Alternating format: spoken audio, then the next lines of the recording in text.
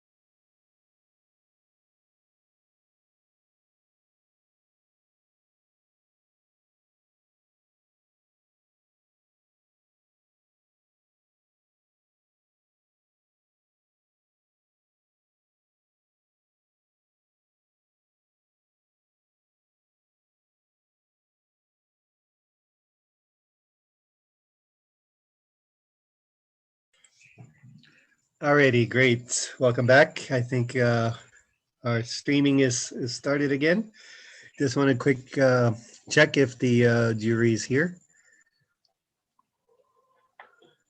Just give me a thumbs up. Yeah, I'm here. Okay, I think that's 1, 2, 3, 4. Okay, great. All right, so 4 more left. So let me. To 4,000 products. Can you mute? Can you close the presentation and start it again? Yes, yes. Close the present. 1 second.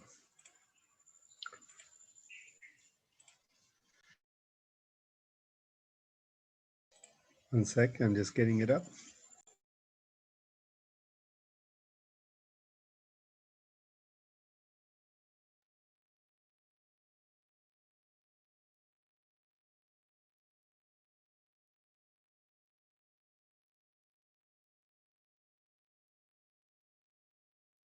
Burner. We can still hear the video.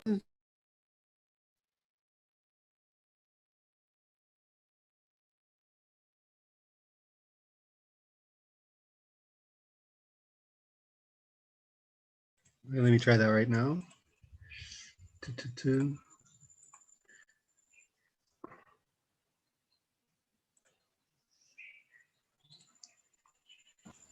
Hi everyone. I just get to my place, right?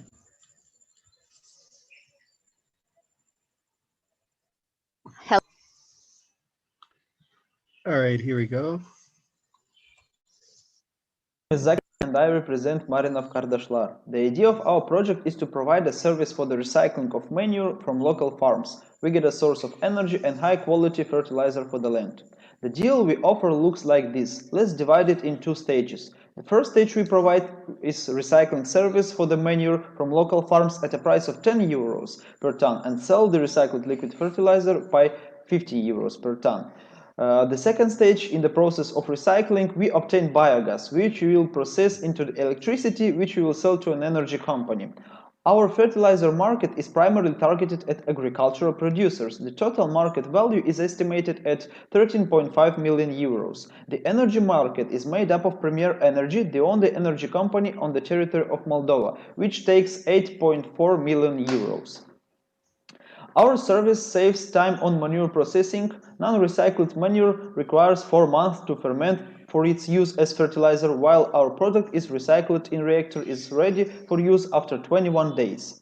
The absorption of non-recycled manure is highly dependent on weather conditions, while it loses up to 40% of nutrients, while our product is instantly absorbed because it's liquid. The human resources for non-recycled manure is 6 times that the recycled liquid fertilizer. In addition, there is no need to spend additional resources on epidemiological standards. Masks are pretty expensive now. So our service is manure recycling. As a result, we get fertilizer and energy. The peculiarity of biogas technologies is that they are not purely energy technologies, but represent a complex covering for the solution of both energy and environmental, the agrochemical and other issues. And this is their high profitability and competitiveness. In order for manure to turn into high-quality fertilizer, areas with a certain temperature regime are needed, and this is an extra cost. In addition, methane gas is released into the atmosphere, which has a negative impact on the ecological situation of the planet. Biogas production is extremely simple. Raw materials of it are put in a sealed special reactor where it decomposes in absence of oxygen with a constant heating and steering. As a result, the output is not only the energy but also a perfect fertilizer, more efficient than the simple manure. So our main clients are farms that are willing to pay for recycling 1 ton 10 euros, agriculturals who will buy the recycled fertilizer from us for 15 euros, and Premier Energy, which is a local energy company that is ready to buy energy. After interviewing 65% of the client pool, we learned that each of them stock about 4,600 tons annually. They have more than 800 hectares for fertilization, and they are ready to implement our innovative recycling. And the most important, what do we do now? After the interviewing, we proposed to unit, and we already registered the cooperative company and working on fundraising for the project on cow farm for 750 cows. From a financial point of view, everything is clear. We have already concluded preliminary agreements with 6 farmers for provision of manure recycling service. Thus, we already cover 33% of our market. Ultimately, our clients will bring us 280,000 euros per year. So unprocessed manure leads to the soil acidification problems, groundwater pollution, and emission of methane, a greenhouse gas, into the atmosphere. To generate electricity at nuclear power plants, the emission of CO2 is 400 milligram per ton. And when the biogas is produced, the amount of CO2 released into the atmosphere is only 125 milligram. It's 3 times less. Thus, we save 275 milligrams per ton for a gigawatt of energy. So our team is small, but the goals are ambitious. We believe that to achieve free energy for agricultural producers, me as manager and the Anatoly as the director of this idea, we focus on entire market. Therefore, we are optimistic about the production of 250,000 tons of fertilizer annually, and this will make it possible to cover with organic fertilizer up to 30,000 hectares of land. Thank you very much. Bye. All right, great. Thank you, Compost Energy. If you can turn on your video, yes, and we wait for the jury.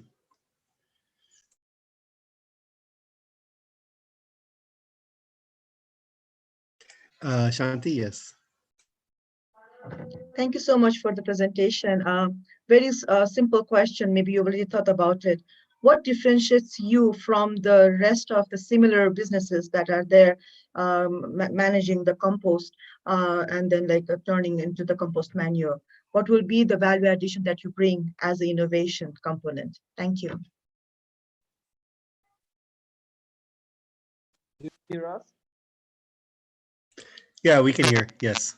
So the thing that we propose is innovative for the south region of our country. We are not. There is no more like other companies that are working on the fertilization, on the composting. So we are the unique here at the south of our region. There are two more companies, like three more companies, one in center, two at the north, but they are not. We are not competitive at this period of time. General, what we are proposing, like why our clients will not make for themselves like their own compost bioreactor, is that we provide like a service for whole, like it's a chain, it's a circle for them, and we propose them the recycling service. It costs cheaper than if they will buy and made a reactor for themselves, for their farm. So this is the idea. We will make service cheaper, and we will be the first in the region at the south of our country. That sounds good. Thank you. Yes, Kenneth, go ahead with the question. Thank you for the presentation. Why are you limiting your market to only your country? We are like, in general, we are not limiting for only our country. We are focusing first like year and a half on our market, because there is a need for the local farmers. They want to help. They have a problem. We want to solve it. Then we will work with our partners we have from Ukraine and from Romania as the closest countries. So there are neighbors. We will work with them, and then we will spread to the Europe. So in the plans, we have ideas to go to the Europe market.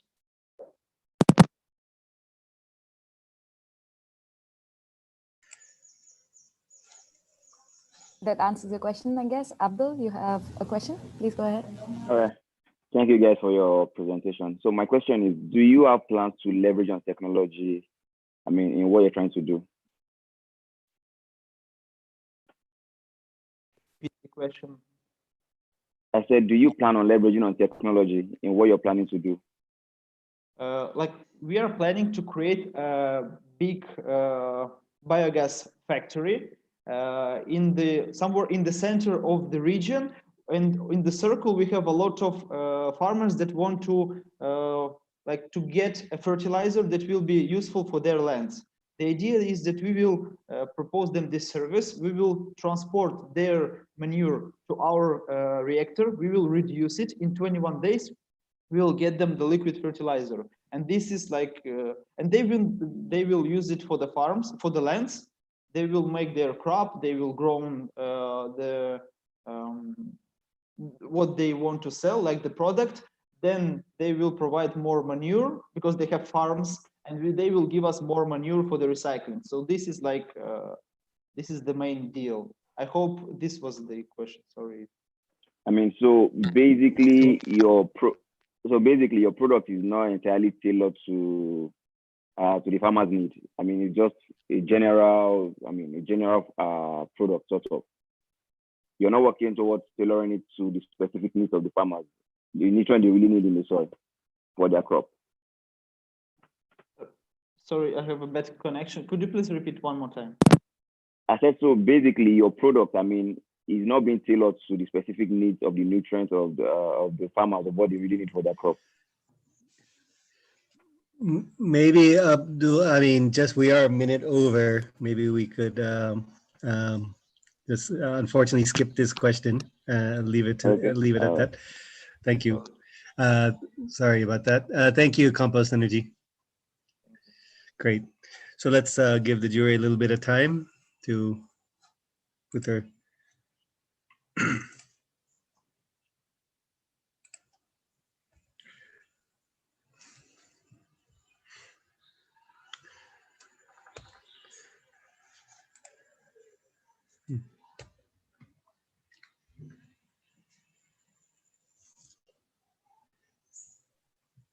I'm done. Great, great. I'm done also. Yeah, I'm ready as well. All right, let us start.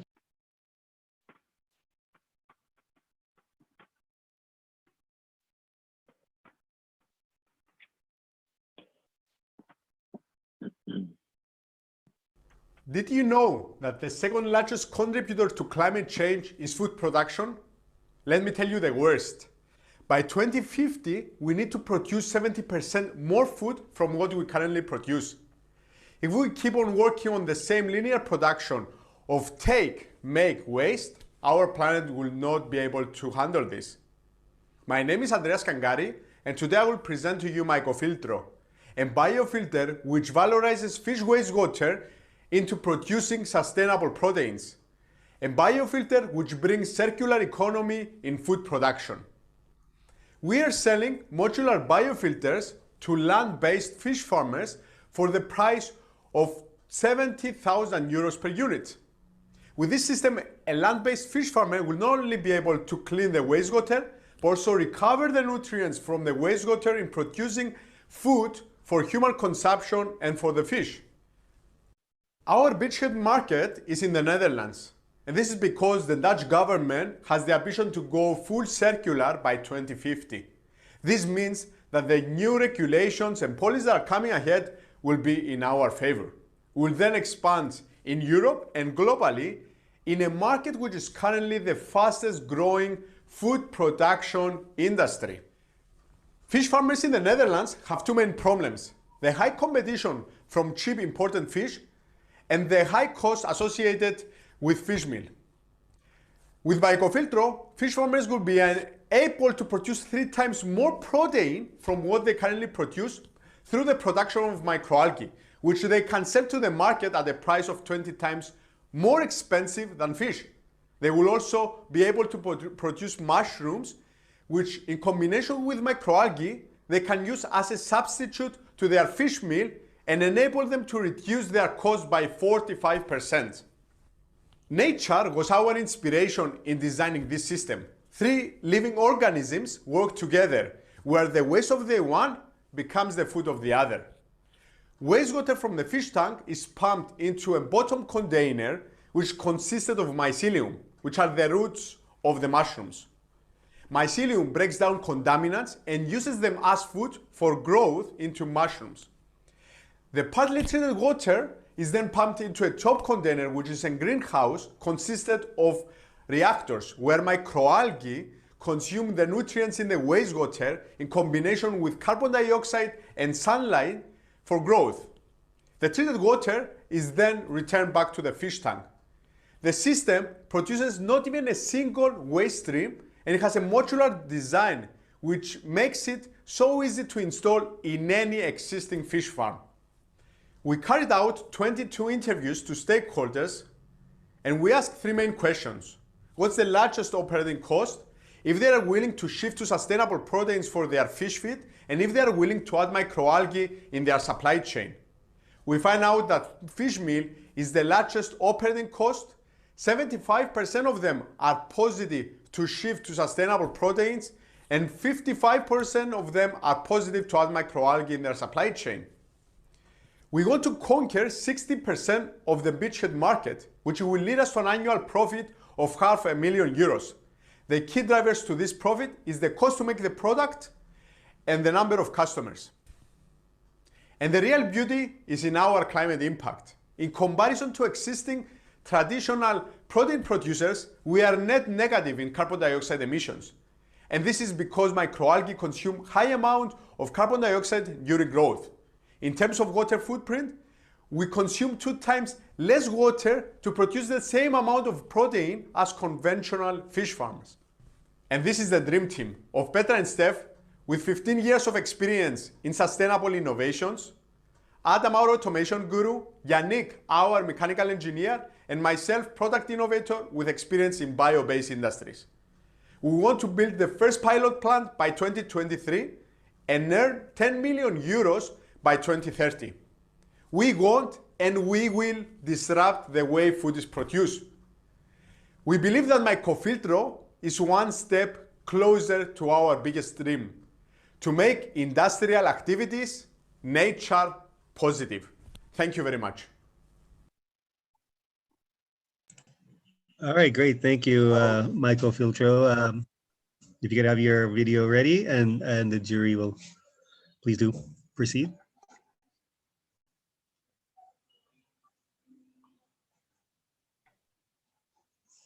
Great. Hello? Yeah.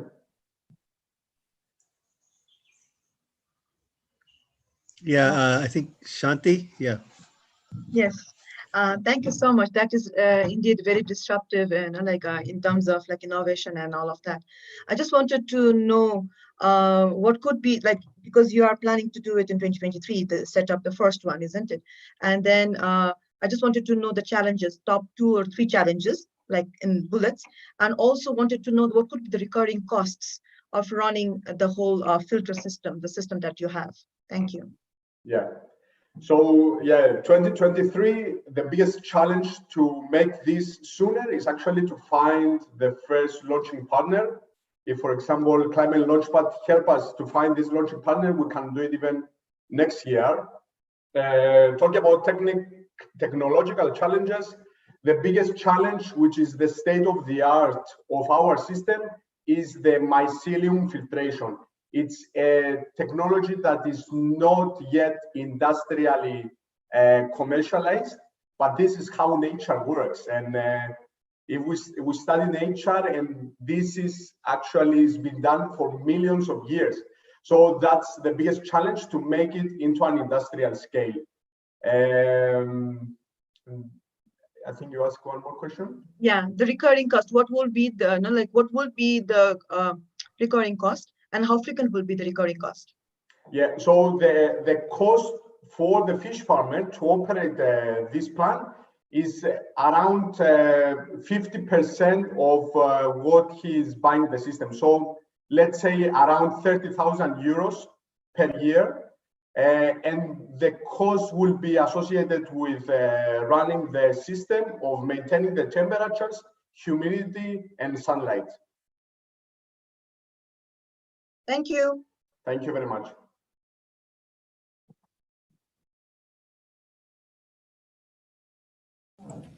Does anyone else have a question, jury? Great. Jury? Just a quick question, if possible. Yeah. Which is the, you mentioned that you can recycle some of the waste and put it back into feed. How likely is that, given the precision of the feed that's normally used in those types of aquaculture systems? So yeah, this is very likely, because in our system we are going to incorporate dryers and a grinding machine in order to dry the mushrooms and microalgae, in order to make it into a powder form, and then pelletize it in order to be used for the fish feed. So currently, in terms of algae, is one of the most hot topics for replacing, let's say, the current fish meal. And it has been proven by a lot of studies that it can be a very good replacement for the existing fish meal because of the high content of protein and omega-3. In terms of mushrooms, it's under development, under scientific proof. It was proven by many studies that this is a very promising alternative for current fish feed. So yeah, it's very promising. Great. Thank you. We've run out of time. Thank you very much, Michael Filtro. Thank you, jury. Just let me know when you're ready for the, I think, second to last startup. I'm ready. Ready? I'm ready. Yeah, I'm ready. Great. Me too. Alrighty, great. Let me just.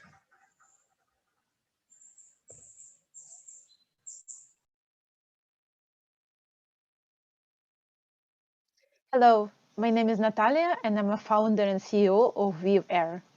I spent over 10 years as an engineer studying how our air system works. I discovered something very interesting. Over 75% of air cooling and ventilation systems have serious operational issues that result in failures, energy waste, and a large carbon footprint. In industries such as food processing, cooling system failure leads to large amount of food spoilage and waste, resulting in large carbon footprint. In 2019, Singapore generated around 700 million kilograms of food waste. Globally, this number is over 900 billion worth of food that is wasted, which generates 4.4 gigatons of CO2 equivalents annually. So I decided to solve this problem. At Weaver, we are preventing this enormous problem by using sensor networks and software algorithms to monitor, predict, and prevent food spoilage, while saving energy and operational cost. We sell this solution to food processing industry at a rate of $20 per device per month. We discovered that the lack of reliable, high-density analytics in the food industry is a big problem, especially in the logistics, because of the more frequent temperature variations and inconsistent storage conditions, as well as lack of reliable monitoring. Due to the low-density monitoring, food spoilage is not detected early enough. And as you know, one bad apple in the batch spoils a whole batch, further amplifying the problem. This is where we are starting. But as we expand, we already have interest from a number of different stakeholders across the industry, including cold chain storage, as well as retail applications. Not only does our solution prevent food waste and the associated cost, it also reduces operational cost. 350,000 USD per year can be saved compared to the status quo. It is also easy to implement and low cost. It reduces food waste as well as energy use and greenhouse gas emissions.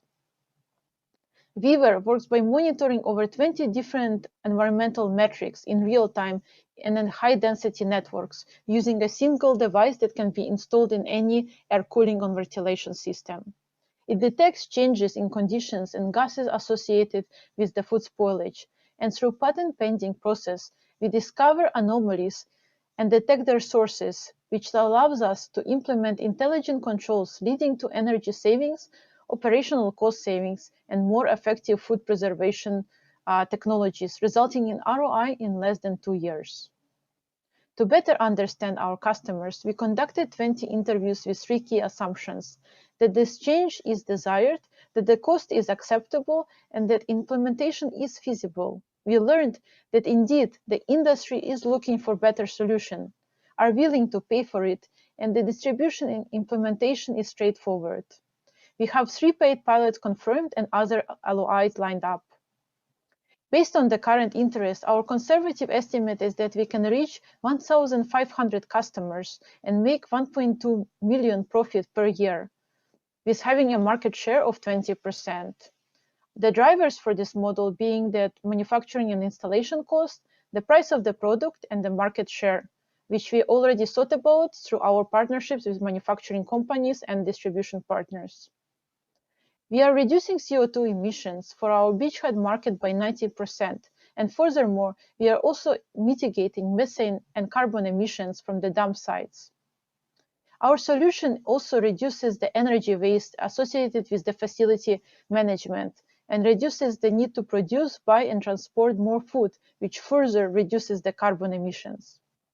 My background is engineering and technical sales, and I spent over 10 years building IoT products and 5 years implementing innovative solutions for cooling systems. I have an amazing team composed of Julie Huber, who is great in financing and operations, and Hyun-Suk Lim, who is great at marketing and business development. Our goal is to help over 300 food and beverage businesses reduce their food waste in 1 year, resulting in reduced food waste amount by 400,000 tons per year, while creating 50 new jobs. Our goal as a company is to attain 100 million plus in valuation in 5 years. Food waste is a huge problem that affects all of us throughout the value chain. So please join us to solve this huge problem. Thank you. All righty. Great. Thank you. Weaver, if you could just turn on your video. Yeah. Great. Hello. Hello. Congratulations for your pitch. A system change is needed indeed. Just a quick question about your numbers. You say there is 70% of profit margin and a market share of 20%. As the market is so large, can you explain how do you end up with this 20% of market share, please? Yes, thank you, Maria. Actually, the market that estimate that I gave in the presentation is conservative. So this the market of 1,500 is only within the Southeast Asia that we found according to our research.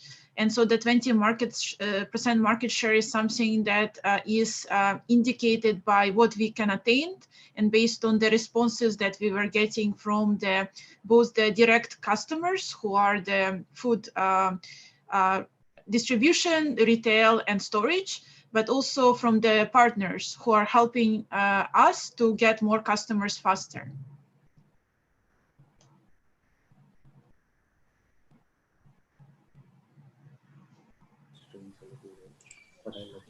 I hope that answered your question. Does anyone else have a question from the jury? Yes.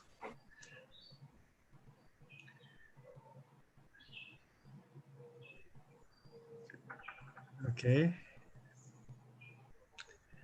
All right, great. Thank you, Weaver. Great. Thank you very much. Great. Okay, let me give the jury a little bit of time. I'll share my screen.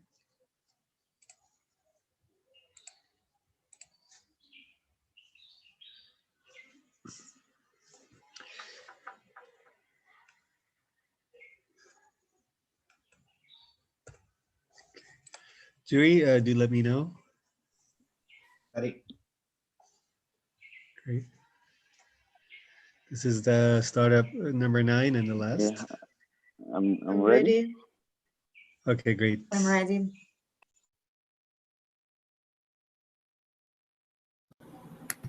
Hi everyone, I'm Sarah and I'm the co-founder and CEO of Yoil Technologies. As a proud Albertan, the yellow fields of canola are my favorite sight to see in the summer. Most of us are familiar with canola and other vegetable oils as cooking products, but we don't always stop to think about how much work goes into producing the clear yellow vegetable oil that we use every day. Here at Yoil Technologies, we're dedicated to bringing efficient and environmentally friendly processing to the vegetable oil industry. The most expensive step in vegetable oil processing is the removal of the green chlorophyll pigment from the oil, which is necessary to ensure quality products. But not only is this step expensive, it also produces tons of waste, and we're here to change that. Our deal is simple. Yoil Technologies has developed a biological protein that efficiently binds and removes chlorophyll from oils during processing. We will produce and sell our protein to oil producers at the market price of $20 per kilogram. Globally, we produce tons of cooking oil every year, and while Canadian canola is worth over $27 billion, it only accounts for 2% of the global vegetable oil industry. Due to the scale and locality of canola, we've decided to make our beachhead market small-scale canola oil producers across Canada and the US. This lets us validate our process at relevant scales with companies that have higher tolerance for risk. As we continue to grow, we plan on entering the rest of the canola market and expanding into other oil markets such as soybean oil, cannabinoid oils, and cosmetics. Pigment removal increases shelf life of vegetable oil. However, industry standard acid-activated clays reduces the amount of oil produced and is very energy intensive, making the only method in the market highly inefficient. Yoil's biological technology solves this problem. Acid-activated clays bind both the chlorophyll and the oil, meaning up to 20% of the oil can be lost in the process. In comparison, Yoil proteins bind specifically to chlorophyll to pull them out, meaning that the oil recovery is at 92%. Yoil also boasts advantages over acid-activated clays in transport costs and waste management. Acid-activated clays must be sourced from mines and shipped to production facilities, while Yoil proteins can be made with minimal equipment in bioreactors that are portable, meaning they can be made locally or on-site and then directly sent to nearby oil producers. While acid-activated clays bind chlorophyll permanently, making them single-use, Yoil proteins allow for chlorophyll to be recovered, meaning they can be repurposed for various downstream applications. In order to validate and improve our system, we've conducted over 50 customer interviews with farmers, oil producers, engineers, and consumers. These interviews have shed light on how oil companies operate when adopting new technology like ours. We've learned that oil refining is a process that operates on razor-thin margins, meaning that many of these oil processing companies are looking to support and integrate new methods that can increase their production yield. Additionally, decisions about the processes are not just based on unit economics, but are also reliant on the safety and reliability of the process. We also learned that clays, which are the current industry standard, are currently outsourced to a few select companies in the US. This clay is dense and it's sent in packed freight cars, and they also need to be imported on a continual basis, making this process logistically challenging. This pushes companies to look for other ways to streamline their supply chain.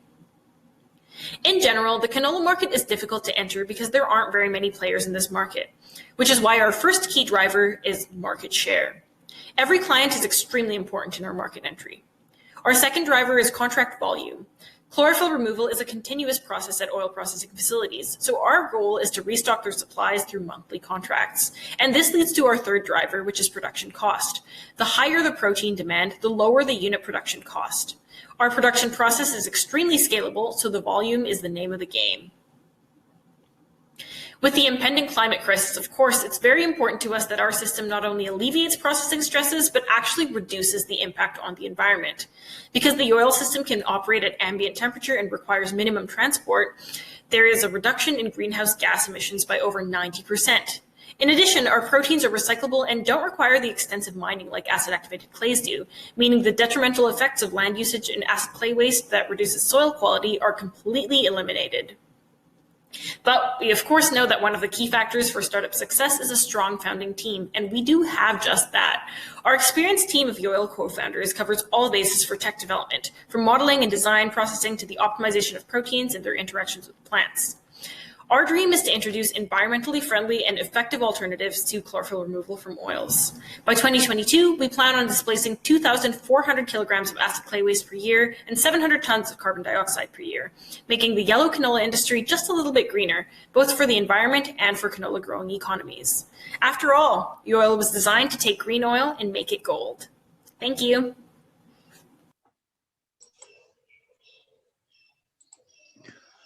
All right, great.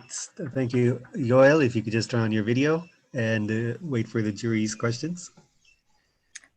Hello, congratulations. You are driving a positive change. I have a question about the manufacture of those pigment removal proteins. Which will be the investment? Yeah, for sure. So at the scale that we're looking for essentially what we're trying to build first is pilot contracts, operated pilot scales. We've been in the process of raising $20,000 for smaller scale. When we say bioreactors, we really mean fermentation vessels to be able to grow these proteins in our biological system, produce them, and start testing them at an industrially relevant scale. Thank you. Yeah, thank you. Yes, Abdul, go ahead. Oh, wonderful presentation. I don't know if I should say this is a question or just trying to call your attention to this. So under your financials, you said cost of product is about $12,000, and then the profit per product is about $11,000 thereabouts. So what's the actual cost of production? I mean, I feel that's a bit on the high side for profit. For sure. So the connection was a little poor. So did you ask what is the cost of production? Yeah, so I said from your presentation, I mean, you have $12,000 as cost of production and profits at $11,000, 11,000 plus. So, I mean, I'm just wondering, is that not a bit high comparing the cost of production to the profit margin from our product?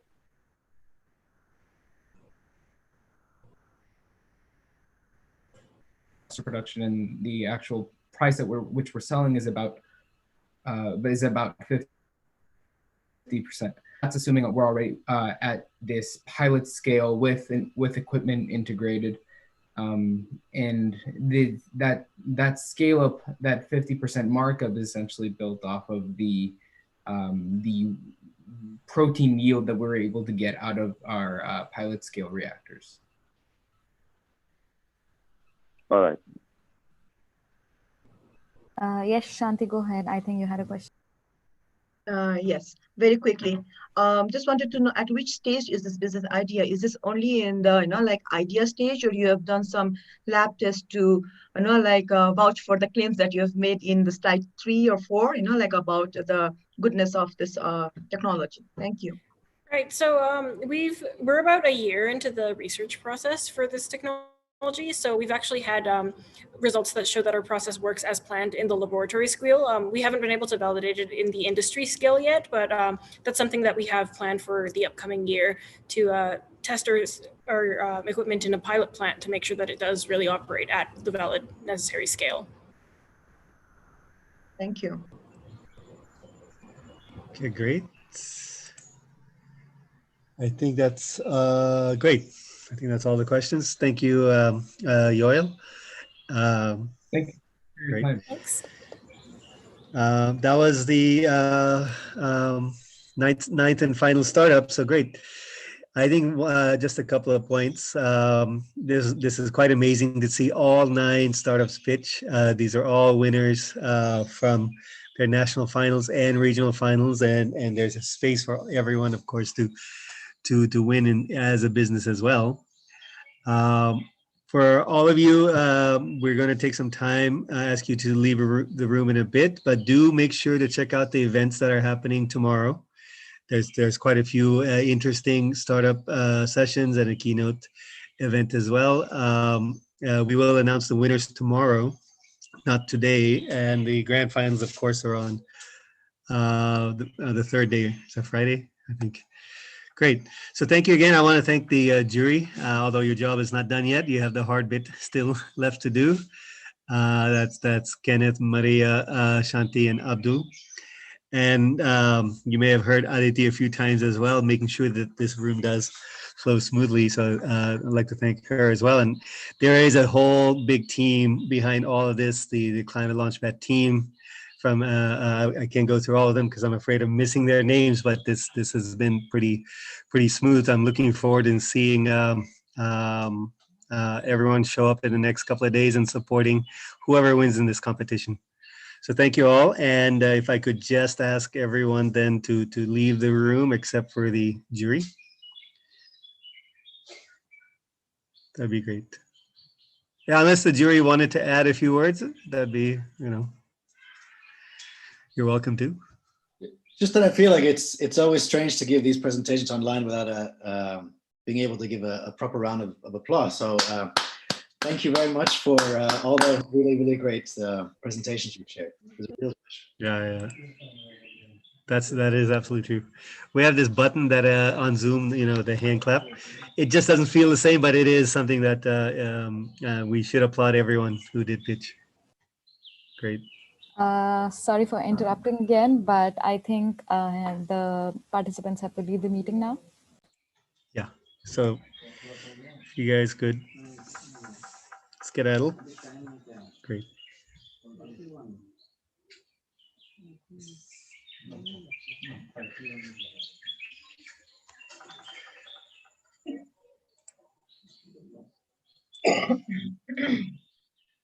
In fact, we can put some in the waiting room to help us. Let's see.